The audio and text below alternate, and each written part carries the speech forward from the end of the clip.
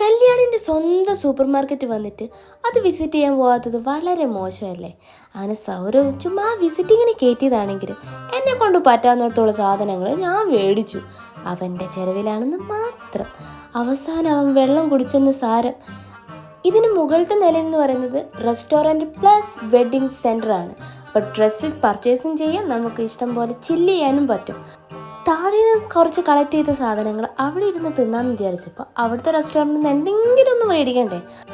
അത് ആലോചിച്ച് നിന്നപ്പോഴാണ് ഈ പാക്കറ്റിൻ്റെ അത് കണ്ടോ, ഇത് ഇത്ര ഗ്രാം ഉണ്ട്, ഇതിൽ അതുണ്ട് ഇതുണ്ടെന്നൊക്കെ പറഞ്ഞ് കൺഫ്യൂസ് ചെയ്ത് ലാസ്റ്റ് കച്ചറ കൂടിയിട്ടാണ് എനിക്കുള്ള ബ്രൗണിയും അവനുള്ള ബർഗറും വാങ്ങിക്കൊണ്ട് വന്നത്. പക്ഷെ ഒരു ടാസ്ക് കിട്ടി ഗൈസ്. എൻ്റെ ബ്രൗണിക്കകത്ത് ഒരു മുടി.